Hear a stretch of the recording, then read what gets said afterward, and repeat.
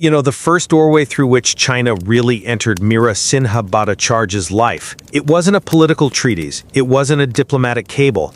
It was a knock on a door in North India, back when she was just a teenager.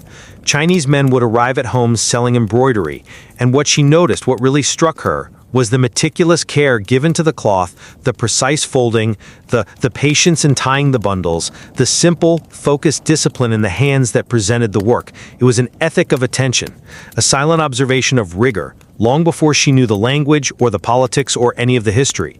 That quiet discipline, that was the initial doorway. And that very specific, very moving memory is what anchors this memorial essay by Mayukh Mukhopadhyay. He's an executive doctoral scholar at IIM Indore.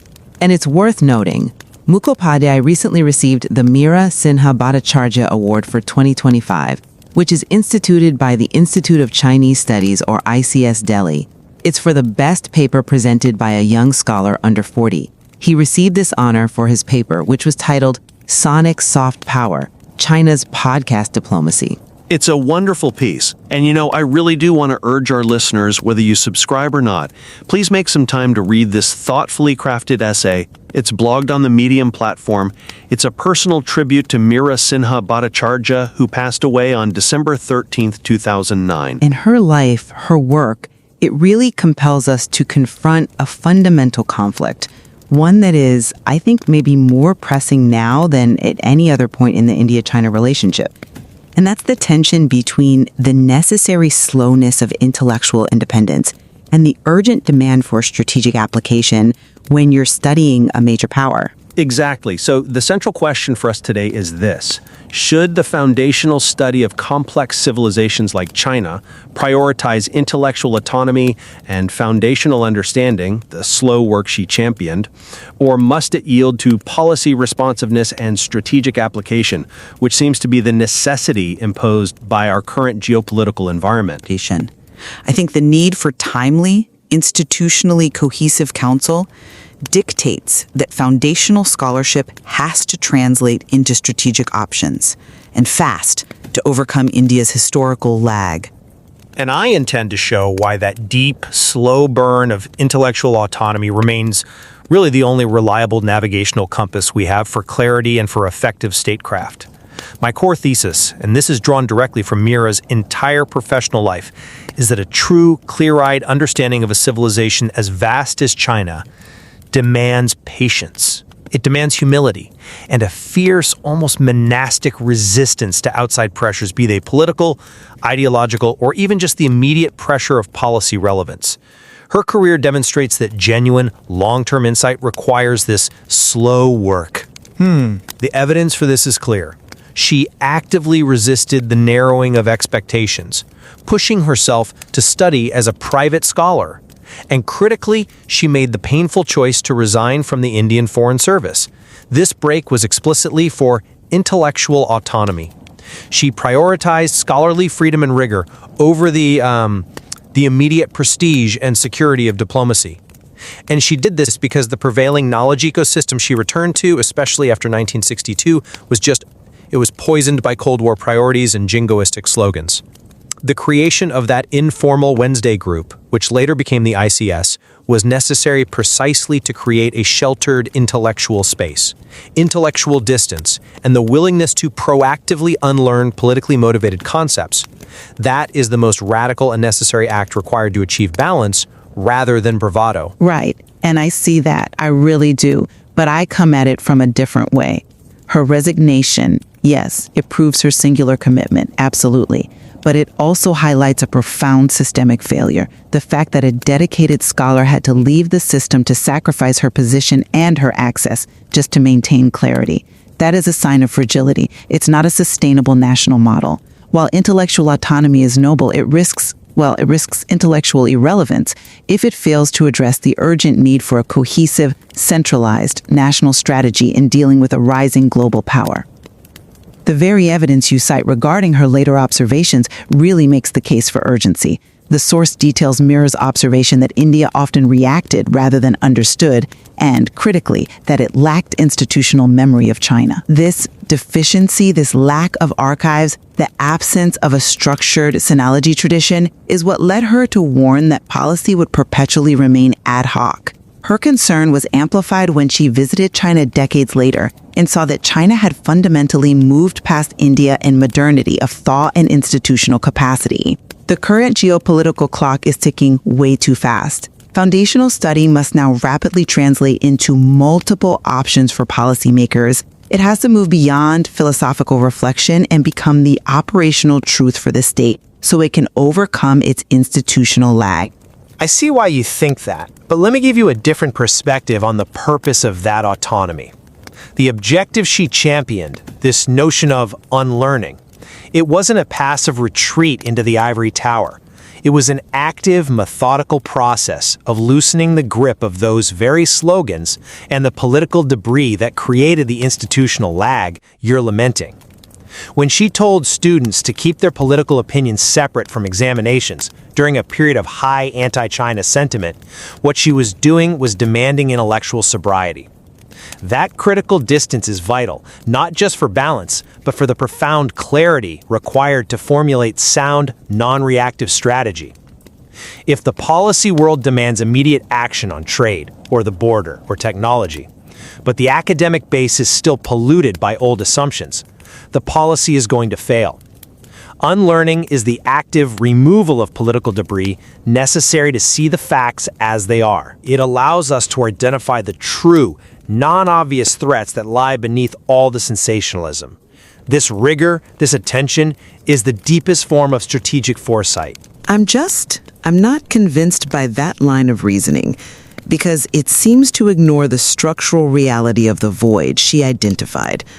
While I concede that intellectual detachment is necessary to remove political debris, the sheer scale of the institutional deficiency she spent her later life addressing suggests that this unlearning must now be driven by urgent strategic funding, not just quiet scholarship. When we talk about institutional memory, what we're talking about is a lack of basic capacity, insufficient funding for archival research, a shortage of highly specialized regional linguists, no structured mechanism for translating academic findings into policy documents. If the institutional foundation is hollow, if the primary sources aren't being studied because the researchers and archives don't even exist, then what exactly are students unlearning? They're simply replacing one set of assumptions with another. Mira observed that India's policy on China remained ad hoc. And this means we see sudden, isolated reactions, a flurry of diplomatic activity, a sudden trade restriction, a knee-jerk military response that lack integration into a long-term doctrine, because the institutionalized deep analysis simply isn't there to support it.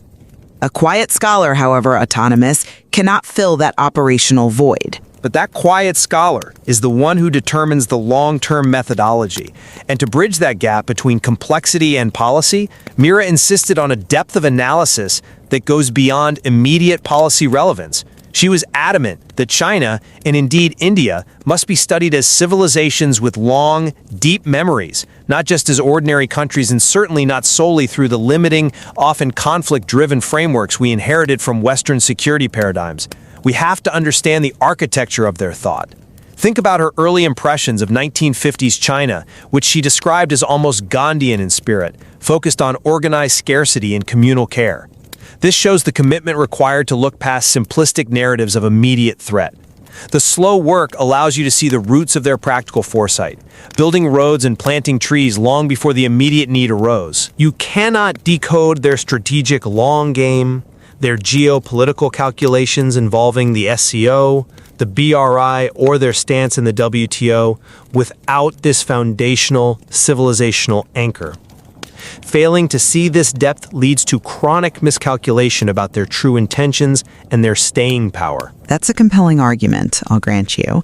But have you considered whether that historical civilizational lens, while crucial for understanding context, adequately addresses the immediate need for a response to China as a hypermodern, centralized geopolitical actor? Of course, we must understand the roots, but we're currently dealing with the leaves that are casting a pretty significant shadow across the region. Mira herself argued that India needed to shed its self-image as a victim and see itself as a successor to empire with commensurate responsibilities. That's a deeply strategic and current framing, not just a historical one. The civilization is now manifesting as a modern, globally engaged power using complex mechanisms of state capitalism. The focus it cannot remain purely historical or cultural when the primary challenges are tangible boundary negotiations, rapid infrastructure development in contested regions, and economic confrontations through global bodies.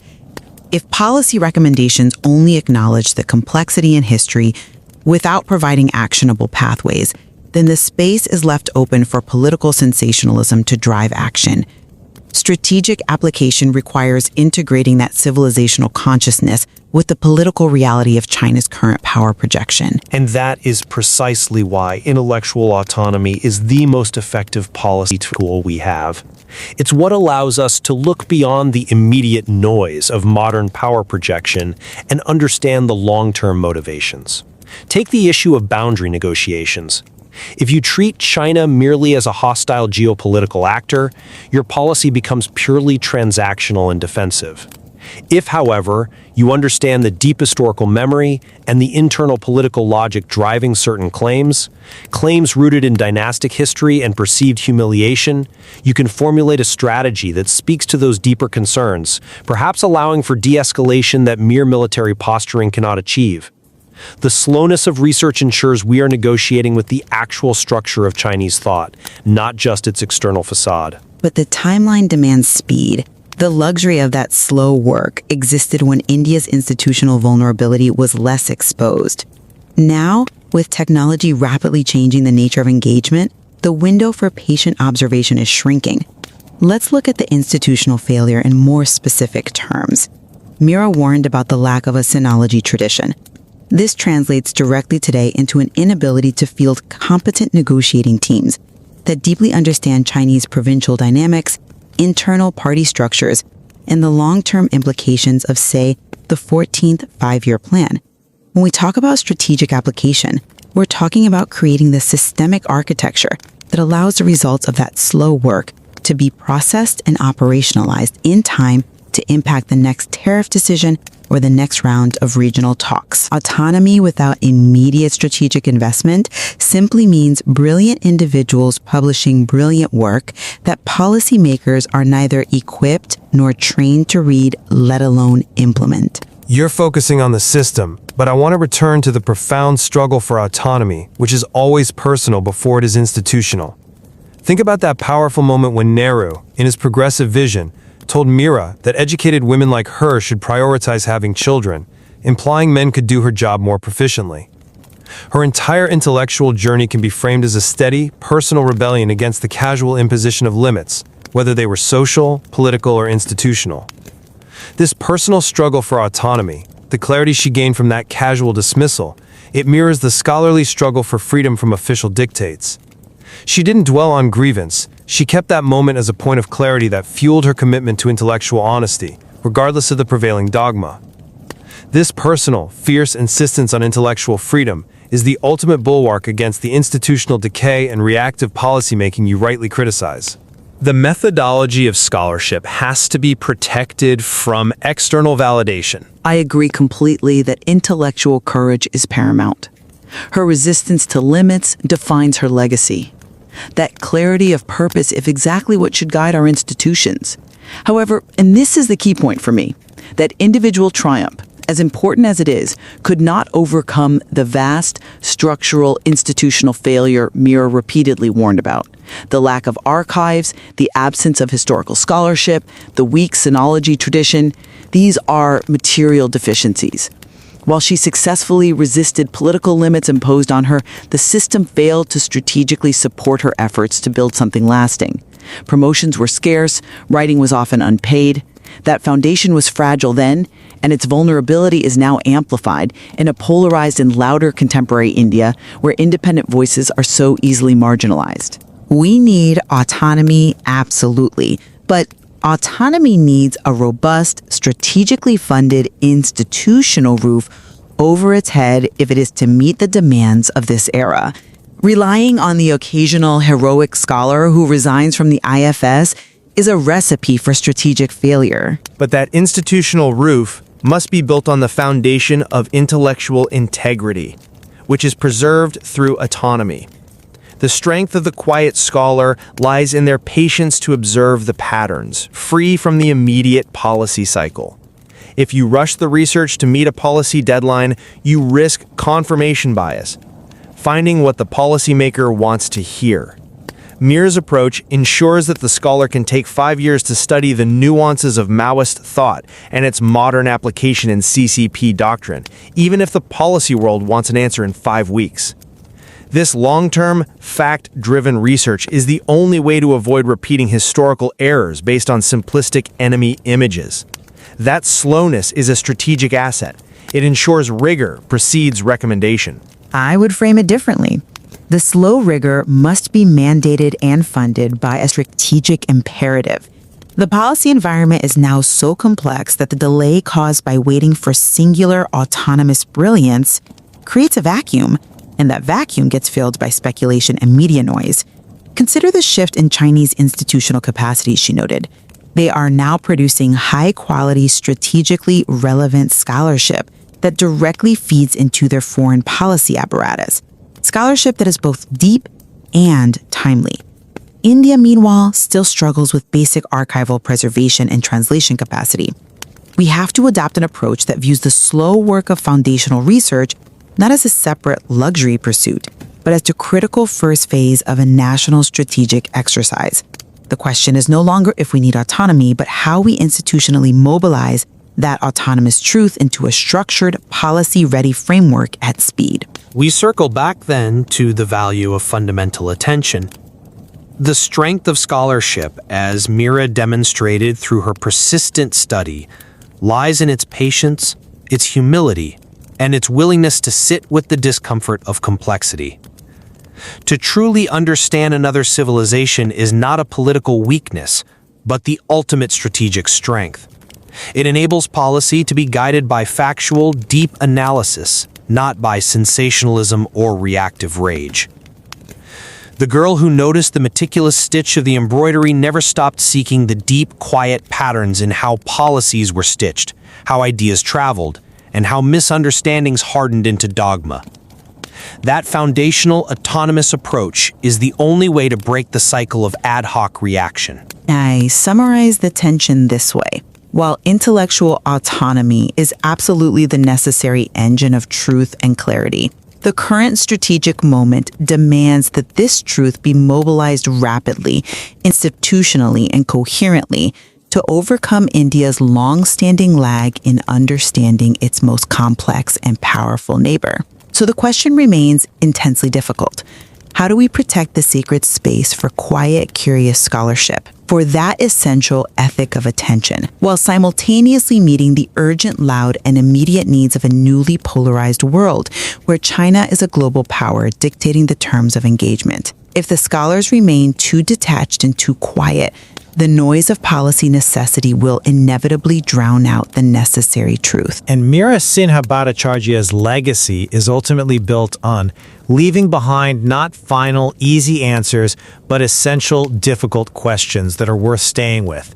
And this, I think, highlights the enduring value of simultaneously considering both the foundational academic pursuit and the necessary strategic dimensions of this profoundly complex relationship.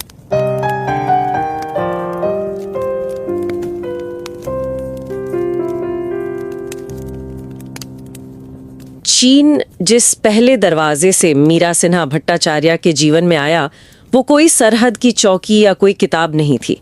वो दरवाजे पर हुई एक दस्तक थी। वो तब एक किशोरी थीं, उत्तर भारत में रहती थीं, जब चीनी आदमी घर घर आकर कढ़ाई का सामान बेचा करते थे। दशकों बाद जो बात उन्हें याद रही, वो उनका विदेशी होना नहीं, बल्कि उनके काम करने का सलीका था। कपड़ा बिल्कुल सलीके से तह किया हुआ, बंडल बड़े सब्र से बंधे हुए, हर चीज ऐसी लगती थी जैसे पहला धागा खींचने से पहले ही पूरी योजना बना ली गई हो।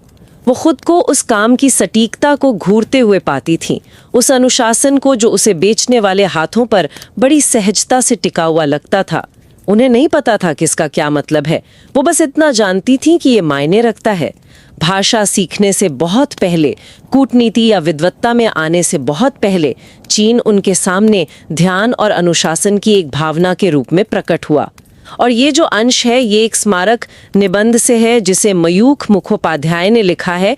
वो IIM इंदौर में एक कार्यकारी डॉक्टरल स्कॉलर हैं। उन्हें इंस्टीट्यूट ऑफ चाइनीज स्टडीज यानी ICS दिल्ली द्वारा स्थापित मीरा सिन्हा भट्टाचार्य पुरस्कार 2025 से सम्मानित किया गया था।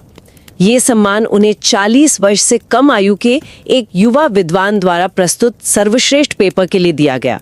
और ये सम्मान उन्हें 18वें अखिल भारतीय चीन अध्ययन सम्मेलन में प्रस्तुत उनके paper sonic soft power China's podcast diplomacy के लिए मिला।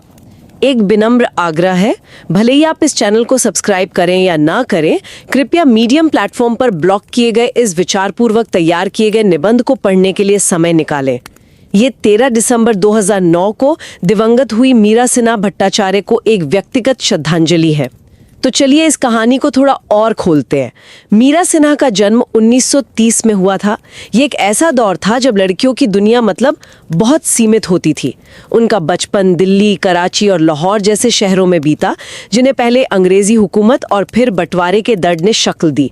ऐसे माहौल में एक लड़की के लिए अपने सपनों को पूरा करना बहुत ज्यादा। उस समय के ज्यादातर परिवारों की तरह ही उनके परिवार में भी महिलाओं के लिए शिक्षा की एक सीमा थी। उम्मीद यही की जाती थी कि भाई थोड़ी बहुत पढ़ाई के बाद शादी हो जाएगी और जीवन घरेलू कामों में सिमट जाएगा। लेकिन मीरा इस दायरे में बनकर नहीं रहना चाहती थी। उन्होंने बाद में से अपना विद्रोह कहा, पर यह कोई शोर शराबे वाला विद्रोह नहीं था। ये एक शांत लेकिन मजबूत इरादा था। उन्होंने एक प्राइवेट स्टूडेंट के तौर पर पढ़ाई की, मेहनत से इम्तिहान पास किए और तमाम सामाजिक मुश्किलों के बावजूद ईस्ट पंजाब यूनिवर्सिटी से अपनी ग्रेजुएशन पूरी की। वो सिर्फ मंजूरी नहीं चाहती थी, वो विचारों और गतिशीलता से भरा एक जीवन चाहती थी। और इसी बेचैनी ने, कुछ कर गुजरने की चाहत ने उन्हें चीन की तरफ खींचा। लेकिन ये जुड़ाव शुरू कैसे हुआ? क्या ये उस समय की राजनीति से प्रेरित था? दिलचस्प बात यह है कि उनकी दिलचस्पी राजनीति से नहीं बल्कि कविता से शुरू हुई। एक युवा लड़की के रूप में उन्होंने अनुवाद में चीनी कविता पढ़ी और उसके संयम और कल्पना से बहुत प्रभावित हुई। साथ ही उन्हें गरीबी और जापानी कब्जे के खिलाफ लड़ रहे चीन से एक तरह की सहानुभूति भी थी। उस समय नेहरू जी भी चीन के साथ एकजुटता और एक साझा एशियाई भविष्य की बात करते थे। तो ये सब बातें उनके जहन में किसी सिद्धांत की तरह नहीं बल्कि एक माहौल की तरह दाखिल हुई। वो कढ़ाई बेचने वालों की यादें और उनकी अपनी आज़ादी की चाहत, ये सब मिलकर उनके मन में चीन की एक ऐसी तस्वीर बना रहे थे जो किसी किताबी ज्ञान से बहुत अलग थी और ज़्यादा गहरी। चीन उनके लिए एक विषय से ज़्यादा एक उपस्थिति बन गया था। तो इस तरह चीन उनके विचारों में बस गया। लेकिन विचारों को हकीकत में बदलने के लिए उन्होंने अगला कदम क्या उठाया? परिवार की उम्मीदों के खिलाफ जाकर उन्होंने अपनी पढ़ाई कैसे जारी रखी? ये भी उनके उसी शांत विद्रोह का हिस्सा था। उन्होंने अपनी माँ से चुपचाप पैसे लिए और पढ़ने के लिए लंदन चली गईं। वहाँ उन्होंने लंदन स्कूल ऑफ इकोनॉमिक्स में दाखिला लिया। अंतर्राष्ट्रीय संबंधों की पढ़ाई ने उन्हें उन बातों के लिए एक एकेडमिक भाषा दी जो वो पहले से महसूस करती थी। दुनिया उन्हें इतिहास, फैसलों और अनपेक्षित परिणामों की एक दूसरे से जुड़ी व्यवस्था के रूप में दिखाई देने लगी। लंदन के अनुभव ने उनके अंदर एक ऐसा करियर बनाने की इच्छा को और मजबूत किया जो शादी की दहलीज पर खत्म ना हो। और इसी इच्छा के साथ वो भारत लौटी और फिर उन्होंने भारतीय विदेश सेवा यानी IFS का रास्ता चुना। 50 के दशक के मध्य में एक महिला के लिए ये एक बहुत बड़ी और असाधारण बात रही होगी। बिल्कुल, भारत नया नया आजाद हुआ था और अपनी पहचान गढ़ रहा था।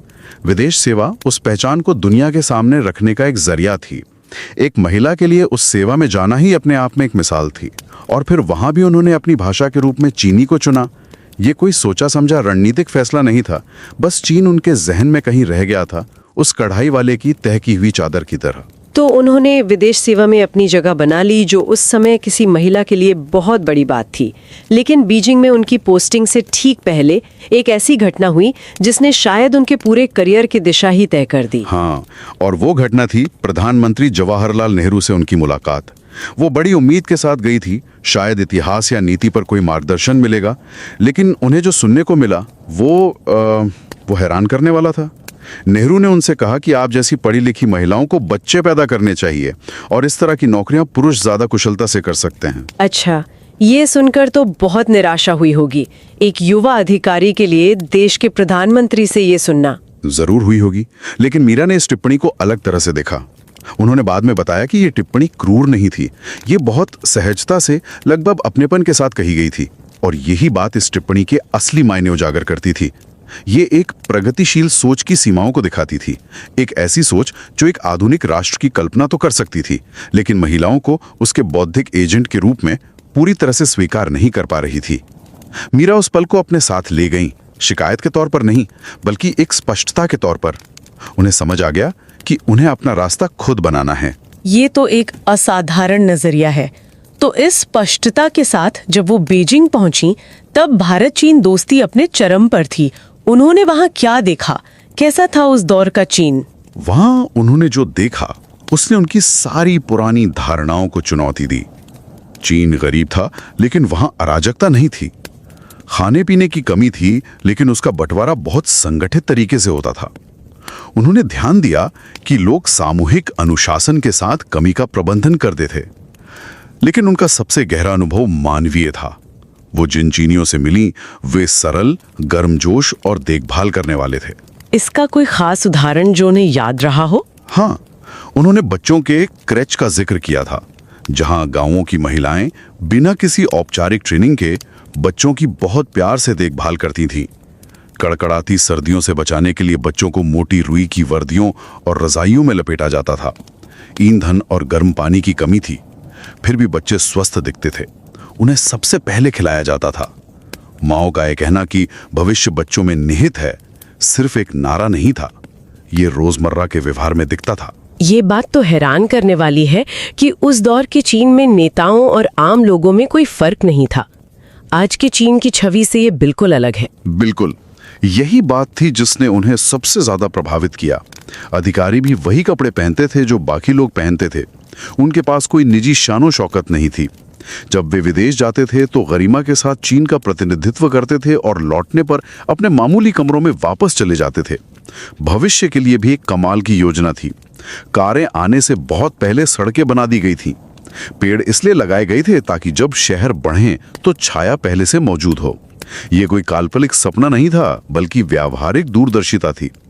मीरा ने बाद में 1950 के दशक के चीन को लगभग गांधीवादी भावना वाला बताया था, जो बुनियादी जरूरतों और मानवीय गरिमा पर केंद्रित था। ये तो दोस्ती और आपसी समझ का एक सुनहरा दौर लगता है, लेकिन हम जानते हैं कि यह दौर ज्यादा लंबा नहीं चला। रिश्ते कब और कैसे बिगड़ने लगे? रिश्तों में खटास तिब्बत के मुद्दे पर आनी शुरू हुई, जिसने दोनों देशों के बीच अविश्वास पैदा कर दिया। जब तक उन्होंने बीजिंग छोड़ा, दोस्ती की जगह शक ने ले ली थी। और फिर 1962 के युद्ध ने दशकों तक चीन के प्रति भारतीय नजरिए को कठोर बना दिया। चीन अब क्रोध और अपमान का विषय बन गया था। ऐसे माहौल में चीन को समझने की कोशिश करना भी देशद्रोह जैसा माना जाने लगा। और इसी माहौल में उन्होंने भारतीय विदेश सेवा से इस्तीफा दे दिया। ये तो एक बहुत बड़ा फैसला रहा होगा, एक सुरक्षित और प्रतिष्ठित करियर को छोड़ना। ये फैसला आसान नहीं था। कूटनीति में प्रतिष्ठा और सुरक्षा दोनों थे। अकादमिक जीवन में उस समय दोनों में से कुछ भी नहीं था। फिर भी अकादमिक दुनिया उन्हें कुछ और दे रही थी, बौद्धिक स्वायत्ता, यानी अपनी सोच और समझ को बिना किसी दबाव के आगे बढ़ाने की आजादी। उन्होंने कोलंबिया विश्वविद्यालय में पढ़ाया और चीन में विशेषज्ञता हासिल की। दूरी ने उन्हें एक नया नजरिया दिया। वो देख सकती थीं कि शीत युद्ध की राजनीति ज्ञान को कैसे आकार दे रही थी, और अमेरिकी विद्वता भी अपने सभी संसाधनों के बावजूद कितनी गहरी राजनीतिक थी। तो वो एक ऐसे माहौल में पढ़ाने भारत लौटी जहां चीन का नाम लेना भी एक तरह से शक पैदा करता था। ऐसे में चीन पर एकेडमिक काम करना तो लगभग नामुमकिन रहा होगा। उन्होंने इस चुनौती का सामना कैसे किया? उन्होंने बहुत ही समझदारी से काम लिया। जब वो 1960 के दशक के अंत में भारत लौटी तो उन्होंने दिल्ली विश्वविद्यालय में पढ़ाना शुरू किया और चीनी विदेश नीति पर कुछ पहले स्नातकोत्तर पाठ्यक्रम शुरू किए। समय से बुरा नहीं हो सकता था। चीन विरोधी भावना चरम पर थी। पोस्टरों में चीन के विद्वानों पर विदेशी एजेंट होने का आरोप लगाया जाता था। छात्रों को चीन के प्रति सहानुभूति रखने के खिलाफ चेतावनी दी जाती थी। तो ऐसे में आप निष्पक्ष रूप से पढ़ाते कैसे हैं? मीरा और उनके सहयोगियों ने बहुत सावधानी से पढ़ाया। उन्होंने किसी का पक्ष नहीं लिया, बस तस्वीर को संतुलित करने की कोशिश की। उनका उद्देश्य था अनलर्निंग, यानी पहले से सीखी सुनाई बातों को भुलाना। वे नारों की पकड़ को ढीला करना चाहते थे और छात्रों के मन में सवाल पूछने के लिए जगह बनाना चाहते थे। और इसी कोशिश से भारत में चीन अध्ययन की नींव पड़ी। हाँ, इसी नाजुक जगह से चाइना स्टडी ग्रुप का जन्म हुआ। इसकी शुरुआत बहुत अनौपचारिक रूप से हुई। मुट्ठी भर विद्वान हर बुधवार को सप्रू हाउस में मिलते थे। वे खुद को वेडनेसडे ग्रुप कहते थे। कोई फंडिंग नहीं थी, कोई संस्थागत समर्थन नहीं था, जानकारी बहुत कम थी और जो थे भी वो ज्यादातर अमेरिकन स्रोतों से आती थी, जिस पर शीत युद्ध के राजनीति का असर था।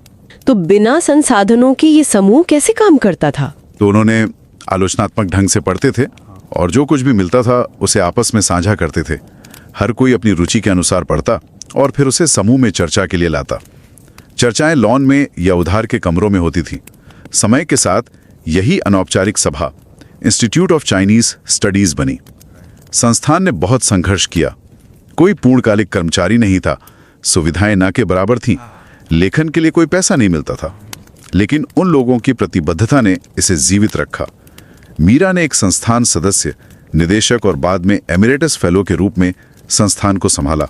उन्होंने चाइना रिपोर्ट जर्नल का संपादन किया और चीन पर भारतीय लेखन की एक पूरी पीढ़ी को आकार देने में मदद की।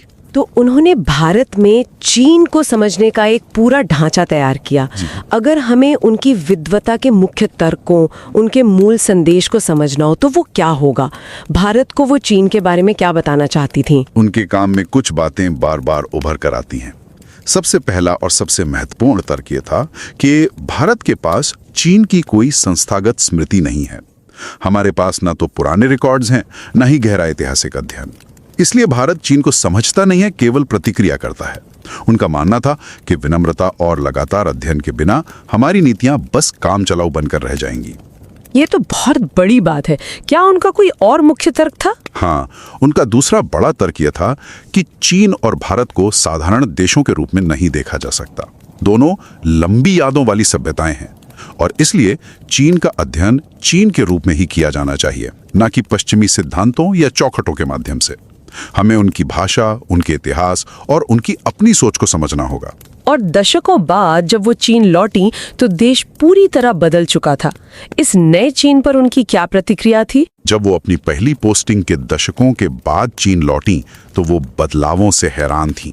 उन्होंने लाल चड्डी में महिलाएं, किताबों की हलचल भरी दुकानें और वैश्वीकरण पर खुली चर्चा देखी।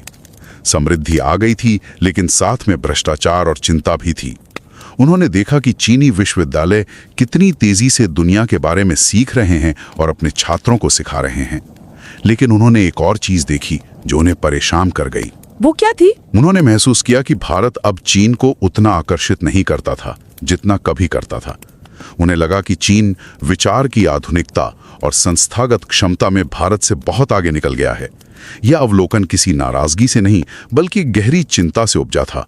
उन्हें लग रहा था कि भारत कहीं पीछे छूट रहा है। अपने पूरे करियर में उन्होंने चीन को खतरे के रूप में देखने की आसान सोच का विरोध किया। इस पर उनकी क्या विचार थे? उनका तर्क था कि चीन टकराव से इसलिए नहीं बचता कि वो कमजोर है, बल्कि ये उसकी रणनीतिक गणना का हिस्सा है। आर्थिक विकास के लिए स्थिरता जरूरी है और चीन अपनी पूरी ऊर्जा उसी पर केंद्रित कर रहा है। उन्होंने इस बात पर भी चिंता जताई कि भारत में जनता की राय अक्सर अधूरी जानकारी और सनसनीखेज खबरों से प्रभावित होती है। उनका मानना था कि थिंक टैंक का काम सिर्फ सरकारी लाइन को दोहराना नहीं, बल्कि नीति निर्माताओं को कई विकल्प देना है। मीरा सिन्हा भट्टाचार्य का निधन 13 दिसंबर 2009 को हुआ। उन्होंने कभी सुर्खियां नहीं बटोरी, हमेशा पर्दे के पीछे रहकर काम किया। हाँ, उनका मानना था कि विद्वता एक धीमा काम है, इसके लिए धैर्य और विनम्रता की जरूरत होती है। इसके लिए असहजता के साथ बैठने और तब भी सवाल पूछते रहने की इच्छा शक्ति चाहिए जब दुनिया आपको निश्चित जवाबों के लिए पुरस्कृत कर रही हो। आज की दुनिया में जहां भारत और चीन के रिश्ते इतने तनावपूर्ण हो और राष्ट्रवाद इतना मुखर है, उनके जीवन से हम क्या सीख सकते हैं? आज की दुनिया में उनका जीवन एक बहुत जरूरी सबक देता है। यह बताता है कि समझना आज भी हमारे लिए उपलब्ध सबसे क्रांतिकारी कामों में से एक है। किसी दूसरी सभ्यता का गहराई से अध्ययन करना कमजोरी नहीं बल्कि ताकत है, और धैर्य के साथ पाली गई जिज्ञासा किसी भी नारे से ज्यादा समय तक जीवित रह सकती है। जिस लड़की ने कभी कढ़ाई वाले कपड़े की सलीकेदार तह को घूरा था, उसने ये देखना कभी बंद नहीं किया कि चीजें कैसे बनती हैं। उन्होंने देखा कि नीतियां कैसे सिली जाती हैं, विचार कैसे यात्रा करते हैं और गलतफहमियां कैसे कठोर हो जाती हैं। उनका मानना था कि अगर कोई पर्याप्त धैर्य के साथ पर्याप्त ध्यान से देखें तो पैटर्न खुद ब खुद सामने आ जाएंगे। वो कोई अंतिम उत्तर नहीं छोड़ गईं, केवल ऐसे प्रश्न छोड़ गईं जिनके साथ रुकना सार्थक है।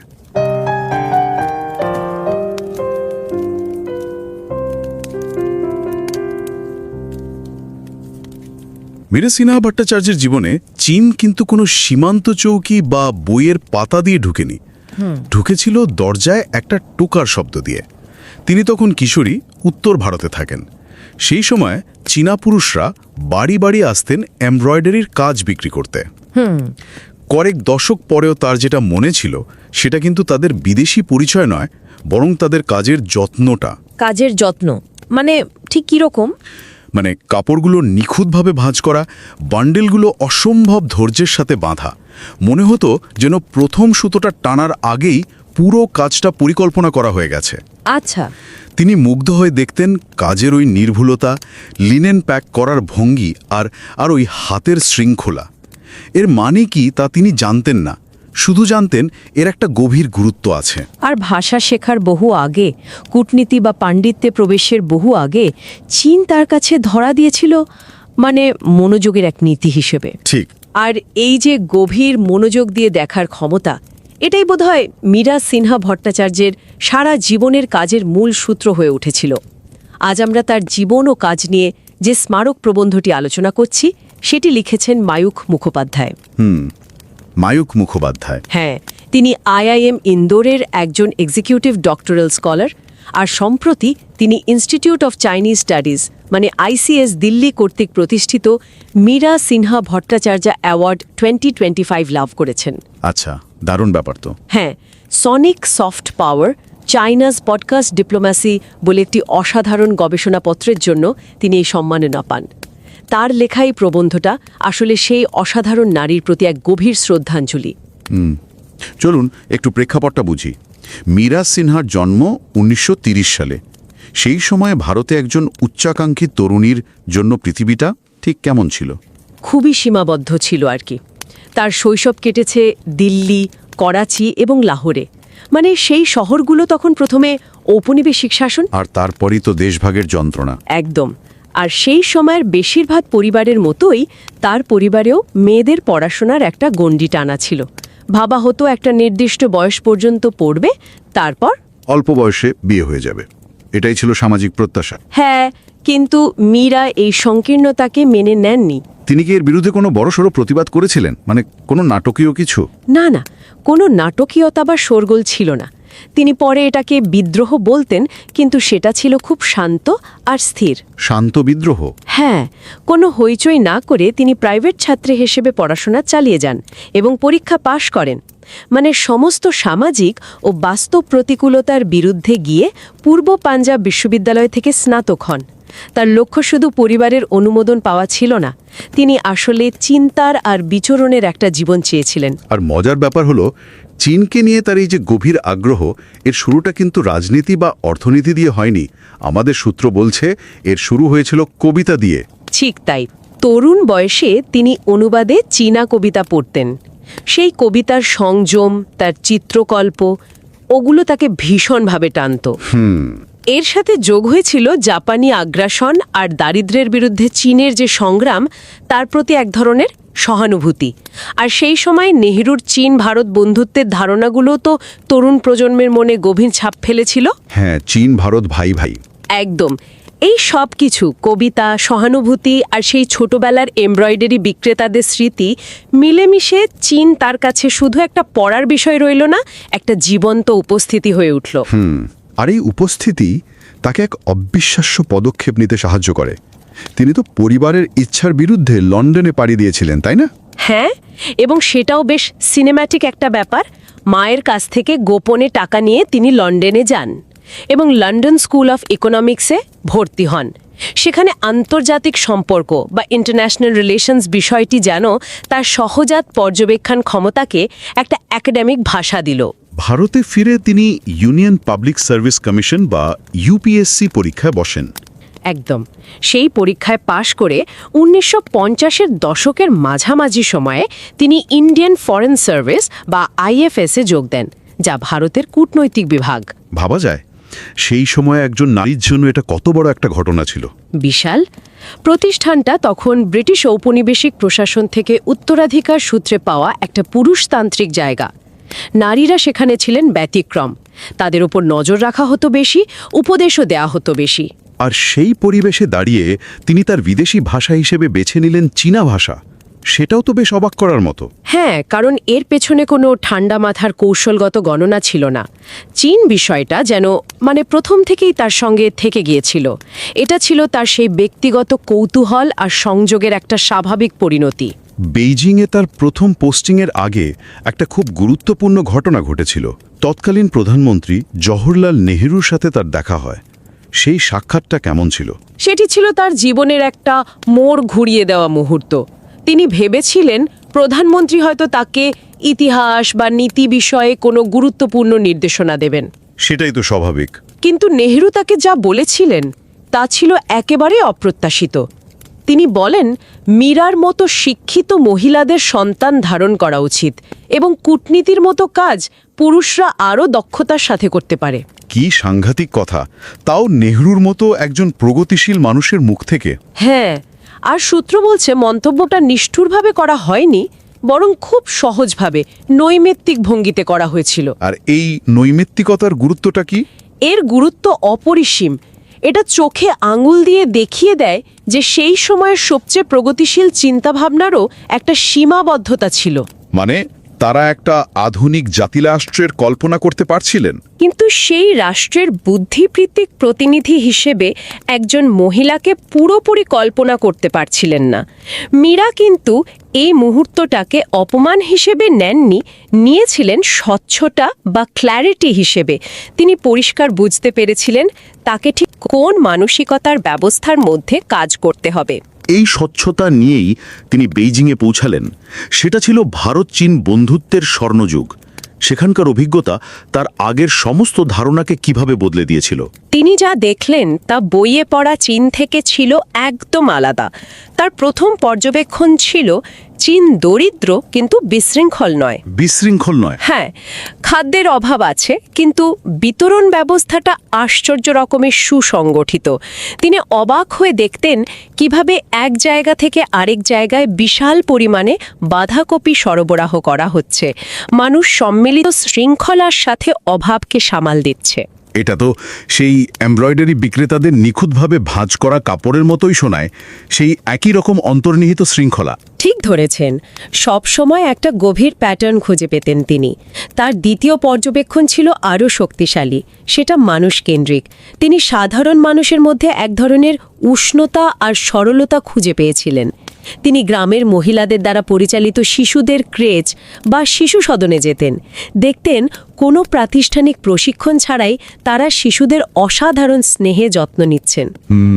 প্রচণ্ড শীতে শিশুদের মোটা সুতির প্যাড দেওয়া ইউনিফর্ম আর লেপে মুড়ে রাখা হতো। শিশুরা স্বাস্থ্যবান ছিল এবং তাদের সবার আগে খাওয়ানো হতো। আচ্ছা, মাউয়ের সেই বিখ্যাত উক্তি, ভবিষ্যৎ শিশুদের হাতে, এটা শুধু একটা রাজনৈতিক স্লোগান ছিল না, দৈনন্দিন জীবনে এর বাস্তব প্রতিফলন ছিল। আর তৃতীয় যে বিষয়টি তাকে নাড়া দিয়েছিল সেটা হলো নেতা আর সাধারণ মানুষের মধ্যেকার সম্পর্ক। সেই সময় আমরা কমিউনিস্ট দেশ মানেই তো একটা কঠোর শ্রেণীবিন্যাস ভাবি, কিন্তু তিনি যা দেখেছিলেন তা ছিল ঠিক তার উল্টো। নেতা আর সাধারণ মানুষের মধ্যে কোনো দৃশ্যমান দূরত্ব ছিল না। কর্মকর্তারা সবার মতোই সাধারণ পোশাক পরতেন। তাদের কোনো ব্যক্তিগত বিলাসিতা ছিল না। বাহ। শাসক আর শাসিতের মধ্যে কোনো ব্যবধানের অনুভূতি ছিল না। এই পর্যবেক্ষণ থেকেই মীরা 1950-এর দশকের চীনকে প্রায় গান্ধীবাদী বলে বর্ণনা করেছেন। এক মিনিট, গান্ধীবাদী। মাওয়ের কমিউনিস্ট চীনকে গান্ধীবাদী বলা, এটা তো একটা অভাবনীয় তুলনা। এর মাধ্যমে তিনি ঠিক কি বোঝাতে চেয়েছিলেন? তিনি আসলে কোনো রাজনৈতিক আদর্শের তুলনা করছিলেন না। তিনি বলতে চাইছিলেন সেই মুহূর্তে চীনের মূল লক্ষ্য ছিল মানুষের মৌলিক চাহিদা পূরণ করা, সমষ্টিগত শৃঙ্খলা আর মানবিক মর্যাদা প্রতিষ্ঠা করা, যেগুলোর সাথে গান্ধিয়ান দর্শনের একটা অদ্ভুত মিল খুঁজে পেয়েছিলেন তিনি। মানে রাজনৈতিক লেভেলের আড়ালের মানুষগুলোকে দেখতে পেয়েছিলেন। একদম। কিন্তু এই বন্ধুত্বের আবহাওয়া তো বেশি দিন টেকেনি। 1962 সালের ভারত চীন যুদ্ধ সবকিছু বদলে দেয়। সেই সময়টা তার জন্য কেমন ছিল? খুব কঠিন ছিল। বন্ধুত্বের জায়গা রাতারাতি নিয়ে নিল সন্দেহ আর অবিশ্বাস। ভারতীয়দের মনে চীনের প্রতি এক গভীর ক্ষোভ আর অপমানের জন্ম হল। এমন একটা পরিস্থিতিতে চীনকে বস্তুনিষ্ঠভাবে বোঝার চেষ্টাকেই প্রায় বিশ্বাসঘাতকতা হিসেবে দেখা শুরু হলো। এই জটিল আর দমবন্ধ করা পরিস্থিতিতে মীরা আইএফএস থেকে পদত্যাগ করার মতো একটা কঠিন সিদ্ধান্ত নেন। কূটনীতি নিশ্চিত জীবন ছেড়ে অনিশ্চিত একাডেমিক জগতে আসা, এটা তো একটা বিশাল ঝুঁকির সিদ্ধান্ত।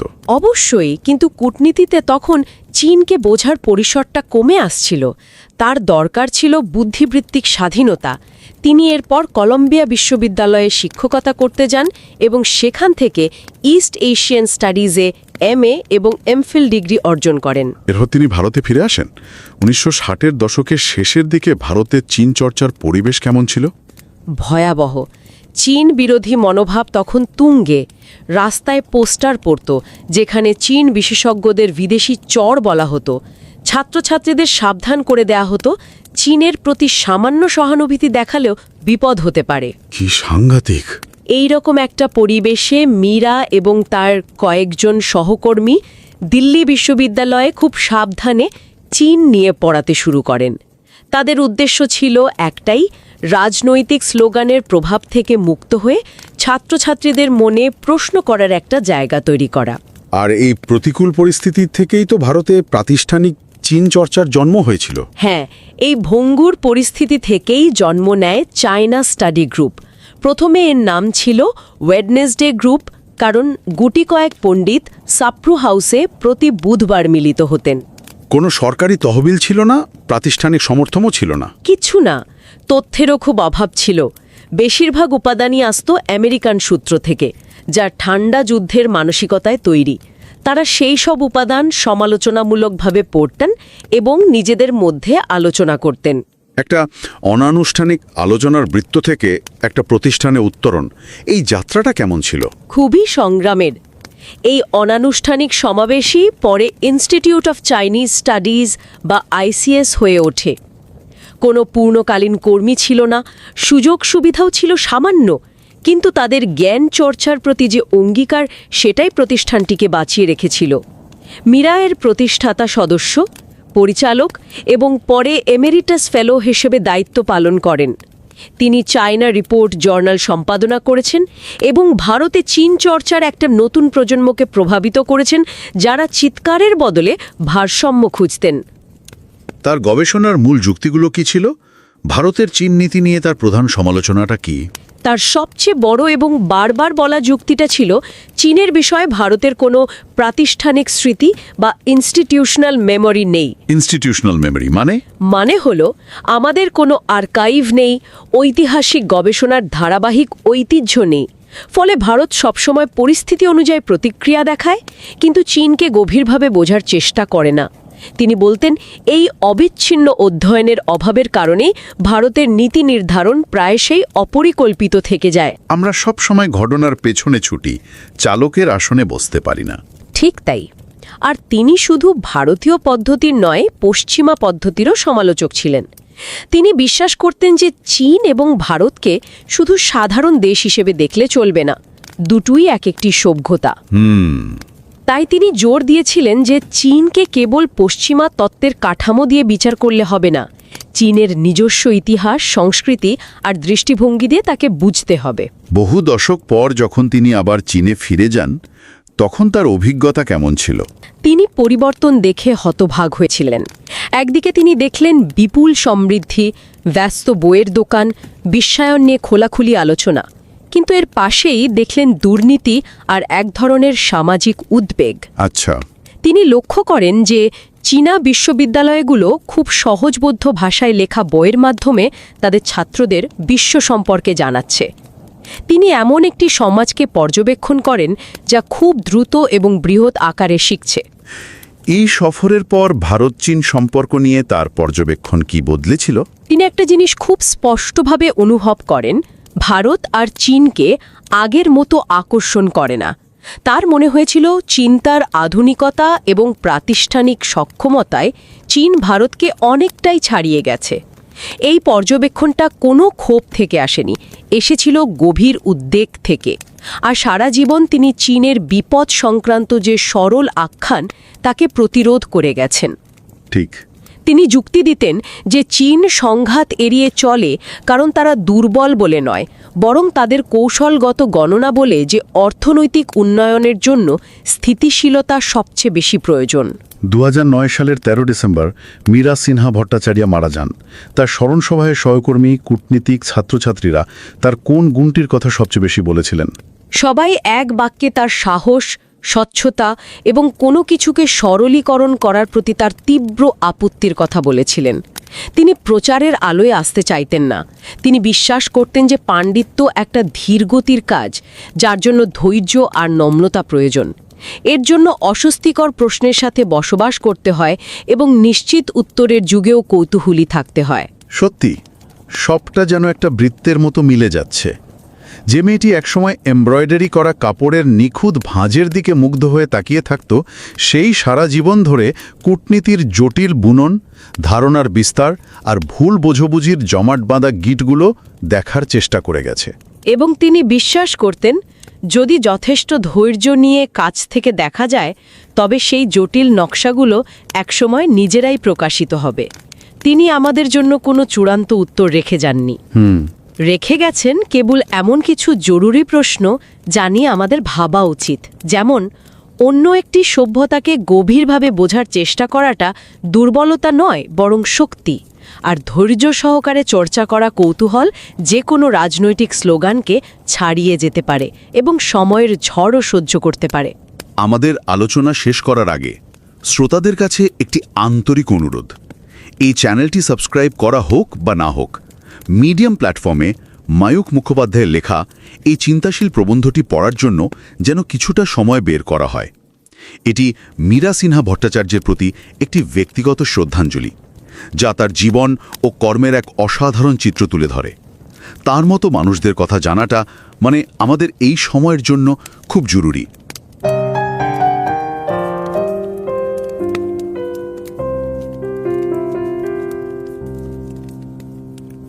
米拉辛哈巴塔查里亚的生命里啊，中国不是通过什么边境哨所，也不是通过一本书进入的，是通过一次敲门声。敲门声？对，当时她还是个少女，住在印度北部嘛，就会有一些中国男人上门来卖绣品。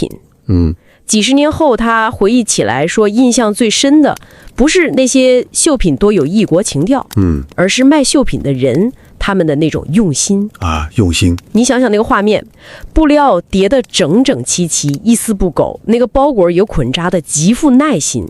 能想象。每一件作品都好像在穿针引线之前就已经在脑子里规划了无数遍。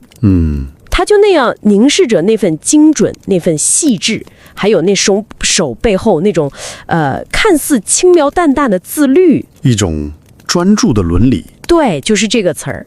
在他学习语言进入外交界或者学术界之前很久很久，中国就以这样一种方式第一次呈现在他面前了。这个开场故事真的太画面感了，感觉它就像一颗种子，几乎就定义了他后来一辈子看待中国的方式。是啊，我们今天聊的内容就源自一篇纪念米拉辛哈巴塔查里亚的文章，他是在2009年12月13日去世的。这篇文章的作者叫 Mayukh Mukhopadhyay，他是印度尔管理学院的一位在职学者，而且这位作者本身也非常出色。他最近刚获得了一个很有分量的奖项，叫米拉辛哈巴塔沙里亚奖。对，是德里中国研究所设立的。专门颁给40岁以下的青年学者。他获得的论文题目是声音软实力中国的播客外交。所以由他来写一篇纪念米拉的文章，感觉既是一种传承，也是充满了敬意。没错。所以啊，说到这儿，我们真的想特别真诚的跟你说句话，就是无论你是不是我们节目的老听众都没关系，但我们俩都特别希望你能花一点点时间去读一读我们今天聊的这篇文章。这是作者在 Medium 平台上发表的一篇个人悼念文章，文字写得非常用心，充满了温度和深度。好的，那我们就从米拉的早年生活开始聊起吧。他1930年出生，童年是在德里、喀拉奇还有拉合尔这些城市度过的。你得想象一下，那个时代社会对一个女孩的期望会是什么样的？基本就是到了一定年纪就嫁人嘛，接受的教育也是点到为止。人生的轨迹好像早就被画好了，就是围着家庭转。文章里用了一个词叫生命被缩窄，但米拉显然不接受这种缩窄的安排。他后来自己说这是一种反叛，但我觉得很有意思的是，他的反叛不是那种大张旗鼓声嘶力竭式的。对，不是那种。文章描述说他的反抗是沉稳而持续的，他选择以自修生的身份坚持学习，顶着当时社会和家庭的双重压力，硬是靠自己拿到了东旁遮普大学的学位。他想要的不是简单的打破常规，是的，他想要的是一种思想和行动的人生。这里还有一个很有趣的细节，最初吸引他的其实并不是政治或者国际关系，是诗歌。对，是诗歌，特别是中国诗歌里那种含蓄的意象和韵味。同时呢，他对当时那个正在跟贫困和日本侵略做斗争的中国怀有一种天然的同情。这一点特别关键，这种早期的文学共鸣和情感连接，其实为他后来一生的学术事业都埋下了伏笔。说得好。也就是说，在他眼里，中国首先不是一个冷冰冰的研究课题，而是一种有温度的临在，一个萦绕在他心头的意象。没错，这个区分太重要了。带着这种感觉，他后来做了一个更大胆的决定，违背了家里的期望。对，拿着母亲悄悄给他的钱，一个人跑去了伦敦，去了伦敦经济学院学国际关系。感觉他像是要为自己与生俱来的那种直觉和共情，找到一种理论的语言来表达。学成回国之后，他在50年代中期考入了印度外事服务局，这在当时对一个女性来说绝对是凤毛麟角。然后在选择外语的时候，他又一次跟随了内心的声音，他没有去做什么战略分析，说哪个语种未来更有用，他直接选了中文，就是因为那个关于中国的意象一直在他心里。接下来这段经历，我读到的时候真的印象非常非常深刻。他马上就要去北京了，出发前按惯例要见到当时的总理尼赫鲁。你想，这得是多重要的一个会面啊！一个年轻的女外交官肯定满怀期待。当然，肯定以为会是一场关于国家大事的对话，希望能得到一些指导。结果呢，完全不是。尼赫鲁对他说，像他这样受过良好教育的女性，应该去生儿育女。哇！还说外交这类工作，男性可以做得更好。说实话，我第一次读到这儿的时候，是有点震惊的。是啊，这在今天听起来简直不可思议，对吧？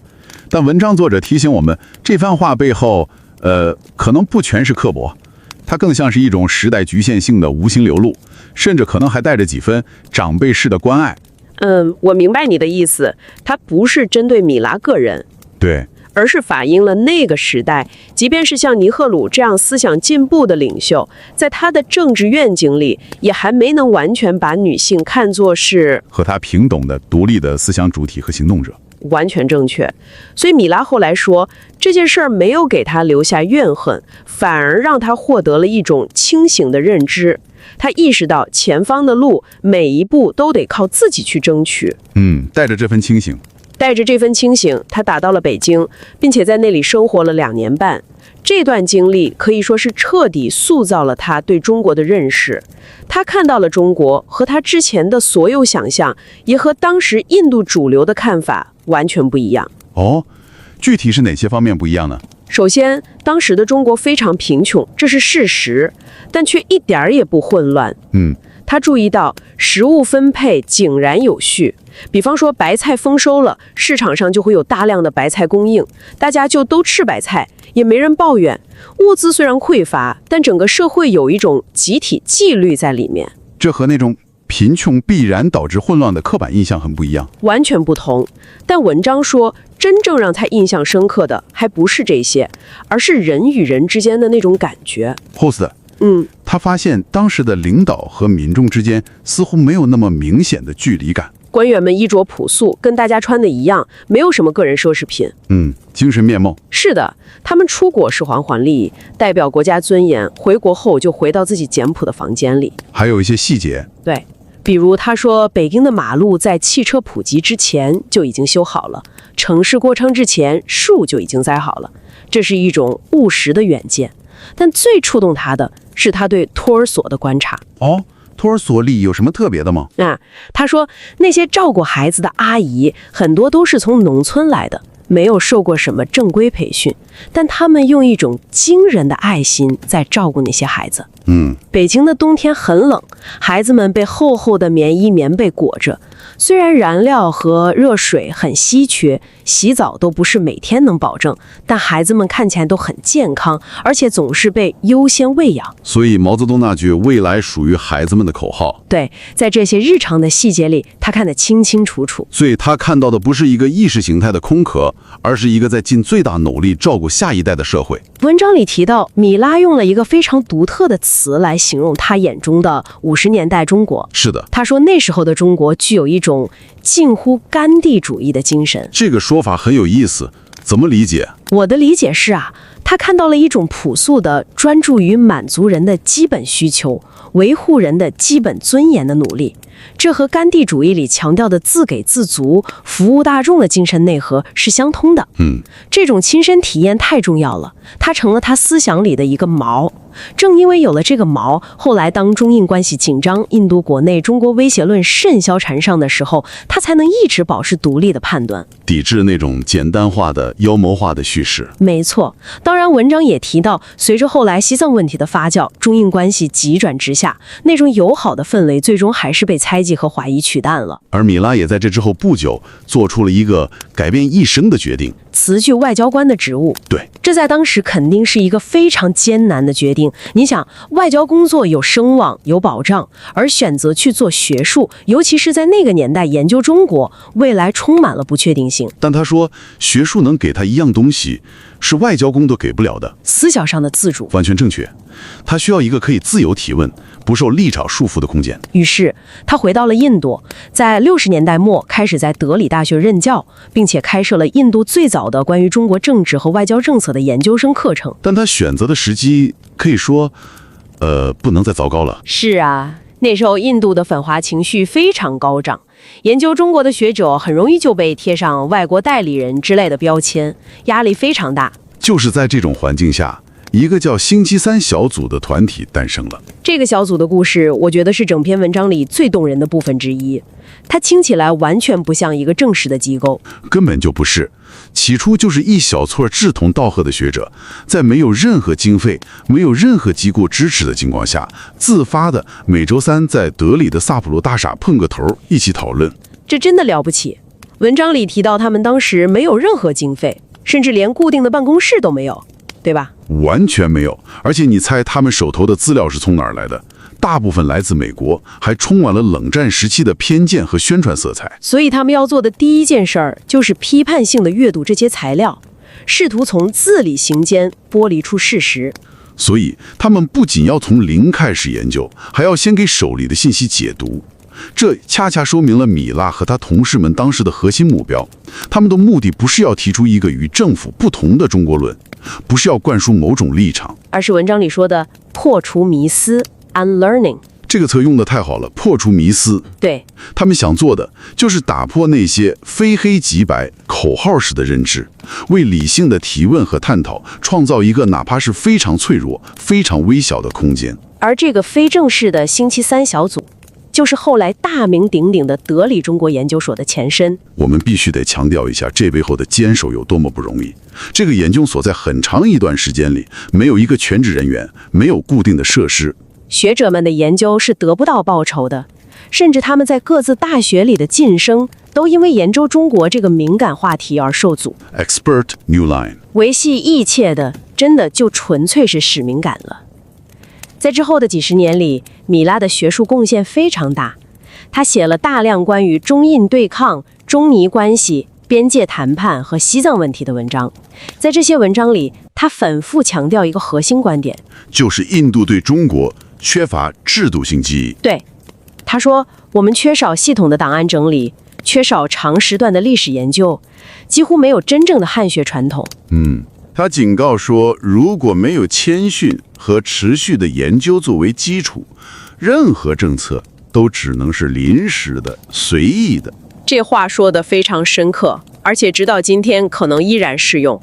他其实是在呼吁一种知识上的基础设施建设。是的，几十年后，当他有机会重访中国时，眼前的巨变让他感到非常震惊。他看到街上穿着红色紧身裤的女性，熙熙攘攘的书店，听到人们在公开讨论全球化和世界贸易组织，一个完全不同的中国了。一个完全不同的中国。他看到了前所未有的繁荣，但同时也看到了腐败的滋生，感受到了整个社会的雄心壮志，也察觉到了那种集体性的焦虑。这种观察很敏锐，它不是一个游客式的惊叹，而是一个研究者长时段的对比和思考。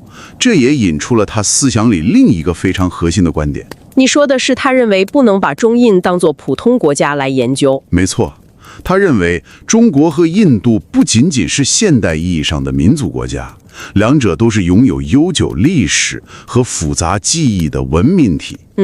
所以你必须将中国作为中国来研究，去理解它自身的历史逻辑和文化背景，而不是简单的把西方的国际关系理论框架生搬硬套上去。这一点非常有启发性。而且在他晚年，他有一个非常敏锐，甚至可以说是有点令人不安的观察。他觉得中国在思想的现代化和制度能力的建设上已经超越了印度。同时，在中国眼中，印度似乎已经不再像过去那样是一个值得认真对待的、有吸引力的对话者了。这种判断是挺尖锐的，非常尖锐。但你要注意，文章作者特别强调，他的这种观察里带着的是一种深深的忧虑，而不是怨恨或者嫉妒。他担忧的是印度自身的停滞。对，他对印度国内的舆论环境也提出了警告。他觉得公众舆论被带偏了。是的，他认为公众舆论常常被一些选择性的信息和耸人听闻的报道所塑造，充满了情绪，但缺乏理性的根基。所以他一直主张，智库的责任不是去迎合官方的口径，或者去煽动公众的情绪，而是应该保持独立，为决策者提供多种经过深思熟虑的政策选项。他坚持要求开放档案，鼓励真正的辩论。米拉辛哈·巴塔查利亚在2009年12月13日去世了。纵观他的一生，你会发现他始终不是一个喜欢站在聚光灯下的人。他坚信学术是一种缓慢的工作，需要极大的耐心和谦逊。他要求我们有能力和那种不确定、不舒服的感觉共处，尤其是在所有人都急于下定论的时候，你能不能保持那份好奇心？这在今天这个时代尤其困难，也尤其珍贵。是啊，这又让我想起了我们节目开头提到的那个意象，那个凝视着中国绣品上细密针脚的少女。感觉她这一生其实都是在做类似的事情。她观察政策是如何被一针一线缝合起来的，思想的脉络是如何流传的，以及国家之间的误解又是如何像一团乱麻一样被固化的。这个连接太棒了。在他离开之后，我们看到的世界确实变得更加两极化了，静心治学的空间似乎也越来越狭窄。但他的生平恰恰告诉我们，去努力理解这件事本身就是一种最激进的行动。怎么说？因为深入的去研究和理解另外一种文明，去看到它的复杂性、矛盾性和内在的逻辑，这本身就是对那些简单化、标签化思维的最好解读。这种行为不是软弱，而是一种真正的力量。那种需要用耐心去实践的好奇心，远比任何响亮的口号都更能经受住时间的考验。文章的结尾写得特别好。对，他说，他没有留下最终的答案，只留下了值得我们长久厮守的问题。说得真好。所以，最后我们想留给你一个问题：在一个奖励快速定论和鲜明立场的时代，我们该如何去实践米拉身上体现出的那种专注的伦理呢？这不仅仅是在思考如何对待其他国家的时候，也包括在我们自己的日常生活中，面对纷繁复杂的信息时，我们该如何保持那份审慎、耐心和深度呢？